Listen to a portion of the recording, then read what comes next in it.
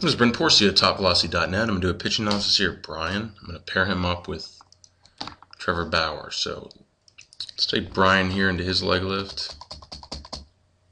So here's that leg swing that we talk about. I rather see a lift straight up like Bauer's doing here. So he lifts straight up, but he's moving forward at the same time. And in return, that'll tuck his leg back and allow him to lead with the hip. So he's established that forward momentum. And then initially, and then we can see here we're just swinging. There's really no forward movement. It's just a swinging leg kick.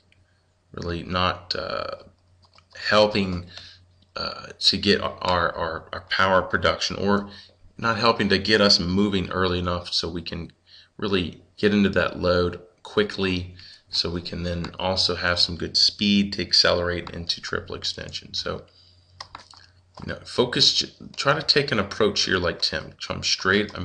Like Trevor, come straight up as you're moving forward and then feel it close off to where you are here. You're going to be in the same position, but you're not going to be so balanced up here, which we can see. See, we can see Trevor, when his leg is coming down, we can see he's a lot farther out. His head is way inside his drive leg foot. Your head is almost, it looks like it's balanced up on it. So he's moving a little bit earlier than you. Now we can see as your lift leg's coming down, you're really not moving at all. So here's your lift leg coming down, you're moving a little bit. So your lift leg is completely down at this point, and you haven't gone anywhere. Your force vector is still vertical. You're pretty much still standing up. I look at it as, what is the purpose of the lift leg if it comes back down and you haven't moved anywhere? You might as well have just started here. So you could have just started here and started a slide step. So that lift leg is waste. So why even use the energy if it's not going to work? I mean, I've had pitchers like that. They come into my facility, work them through the program, and initially they're off the mound, they struggle, or they go back to those old habits. And I'll just say, just do a slide step without the leg lift, just focusing on your force vector, and I can get them to throw just as hard or harder, and it paints a picture or illustrates to them that their lift leg is serving no purpose. So, and it ultimately can serve a purpose. It's an opportunity to build a little extra speed, an opportunity to really get it's basically going to increase power production is what it's going to do. So we can use it to assist that launch phase, that triple extension, that power production, and it can be effective. So, but we can see here, Brian, you really haven't gone anywhere. So you're going to have to drift out, kind of like you're slide stepping, and look what you're doing. As you're drifting, you're reaching and opening. Your force vector is lagging. So see, even up to here, it hasn't even moved. Your knee hasn't even moved. It's still vertical. So about at this point, you're starting to now let it move into direction. But your foot here is completely open now, and your force vector is still vertical. So watch Trevor here. As he moves into the load, he has that good control fall. The hips, his body is moving as much as his lift leg is. So we can see all that working together to build speed, to build momentum through that kind of controlled fall or that forward drop, and line up that force vector. So he gets to the point here right before triple extension. This is the perfect point, and that force vector, that ankle to knee, is in line to the target as it can get. It's as linear as it can get without it snapping his ankle, as you can see here. So that's perfect for him. So now then he can really launch and explode through the triple extension. He gets that hip flexor extended, that knee and that ankle just before or at front foot strike.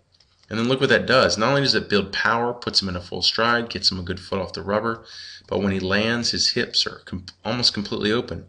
And then when it settles, completely open, shoulders closed. So that immediate hip rotation, that explosive hip rotation, as a product of achieving explosive triple extension before front foot strike, has now created this optimal hip to shoulder separation that's going to put him into a high velocity category.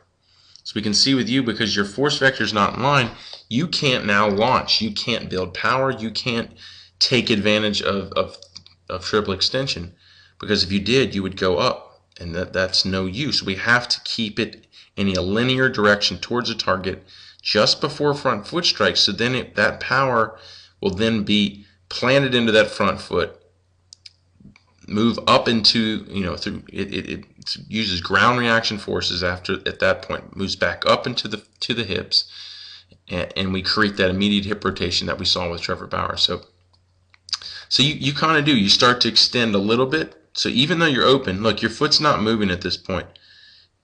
I mean, it's not moving, it's not rotating. So you start to extend, but look, because you can't come off that ankle because you would go too vertical, you just pretty much extend your knee, you give it a little push, you're trying to push that ankle to end, but you land and it never gets through. You're still on the rubber. You're still toeing the rubber at front foot strike because you couldn't really launch because you were too vertical.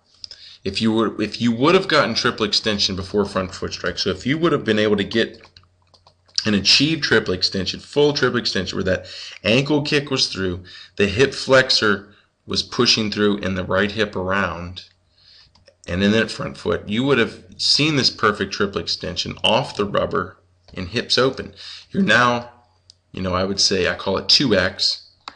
You're still on the rubber, hips still completely closed. So now that hip rotation comes around late, so we can see you land and settle, it just slightly open. Now we have to wait for it to come around. It actually comes around at this frame, and you're already throwing the ball here. And you're already, in your next frame, you're moving into release. And you can see you're even pulling your glove side and everything down to try to assist that momentum or assist that launch of your from external rotation to the internal rotation of your arm. But you finish. It doesn't even look like your hips are even completely through here. Right? So you're going to finish in a low velocity category, and it's as simple as understanding how rotational forces are a product of an explosive linear movement. So you don't create, your rotational forces are very, very poor. You had an average linear movement, but because you weren't able to finish it, which is really the key to it, the key to converting that linear explosive movement at front foot strike is finishing it. I tell that even to my hard throwers when they just are, when they're not throwing their best. I say, the majority of the time I'll see it, I'll go up to them and I'll say, you're almost getting it through. Your ankle kick is just not getting through. And I put that in the 3X pitching book. I talk about that article that Tim Lincecum, that first article they wrote about him in Sports Illustrated when they interviewed his dad about his mechanics and everything. And Tim Lincecum, he talked about it. He said that he knew how well or how hard he was going to throw that day if his ankle kick was effective. And he made reference to it. He was quoted saying he specifically was concentrated on his ankle kick, how effective was his ankle kick.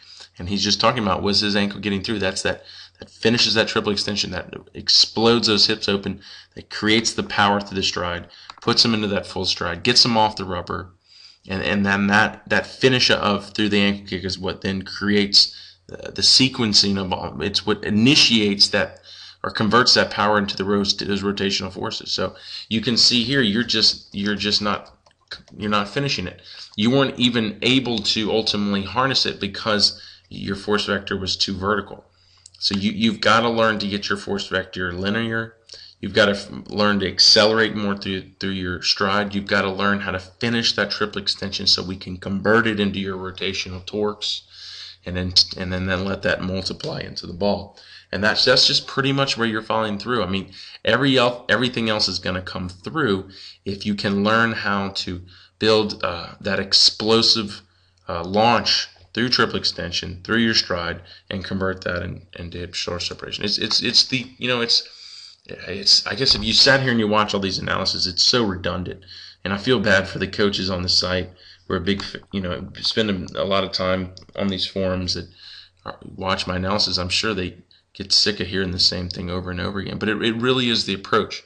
So it's the 3X approach. Everything that I've put you through here, and all the critique and the advice that I've given you, So if you can learn this approach and you can use the program and develop the motor coordination through the throwing program, and develop more of the speed and power through the strength and conditioning program to be able to implement these mechanics, it works, man. It really works. You'll throw as hard as you ever could have imagined.